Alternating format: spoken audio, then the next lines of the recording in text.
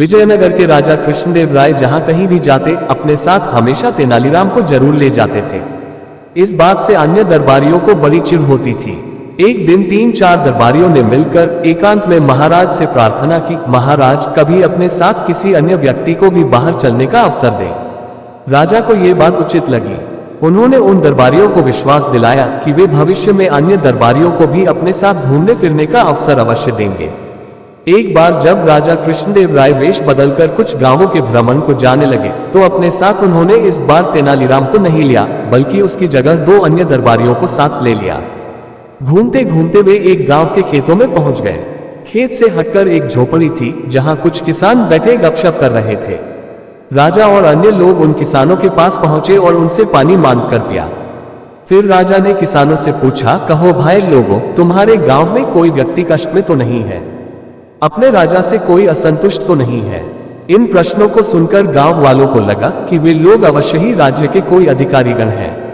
वे बोले, महाशय, हमारे गांव में खूब शांति है, चैन है, सब लोग सुखी हैं। दिन भर कड़ी मेहनत करके अपना कामकाज करते हैं और रात को सुख की नींद सोते हैं। किसी को कोई दुख नहीं है। राजा कृष्णदेव राय अपनी प्रजा को अपनी संतान की तरह प्यार करते हैं, इसलिए राजा से असंतुष्ट होने का सवाल ही नहीं पैदा होता। इस गांव के लोग राजा को कैसा समझते हैं? राजा ने एक और प्रश्न किया। राजा के इस सवाल पर एक बूढ़ा किसान उठा और ईख के खेत में से एक मोटा सा गन्ना तोड़ लाया। उस गन्ने को राजा को दिखाता हुआ वह बूढ़ा किसान बोला, श्रीमान जी, हमारे राजा कृष्णदेव राय बिल्कुल इस गन्ने जैसे हैं। अपनी तुलना एक गन्ने से होती देख राजा कृष्णदेव राय सकपका गए। उनकी समझ में यह बात बिल्कुल भी न आई कि इस बूढ़े किसान की बात का अर्थ क्या है।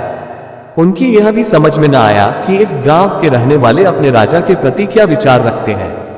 राजा कृष्णदेव राय के साथ जो अन्य साथी थे, राजा ने उन साथियों से पूछा, इस बूढ़े किसान के कहने का क्या अर्थ है?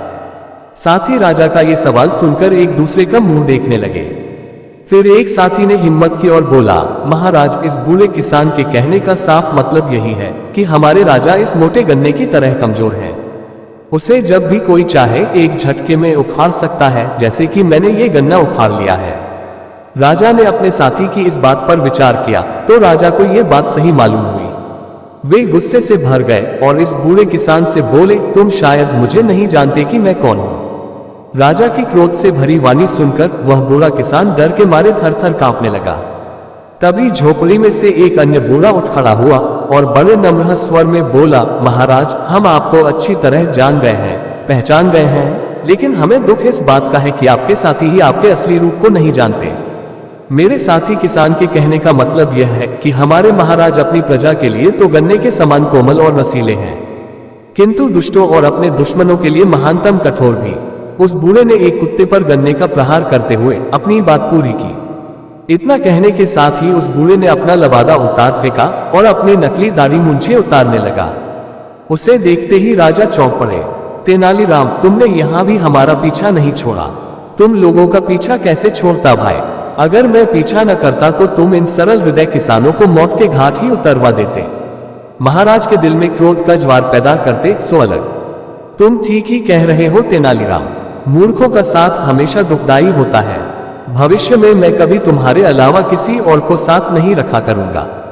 उन सबकी आपस की बातचीत से गांव वालों को पता चल ही गया था कि उनकी झोपड़ी पर स्वयं महाराज पधारे हैं और भेष बदलकर पहले से उनके बीच बैठा हुआ आदमी ही तेनालीराम है, तो वे उनके स्वागत के लिए दौड़ पड़े। कोई चारपाई उठवा कर लाया तो कोई गन्ने का ताजा रस निकाल कर ले आया।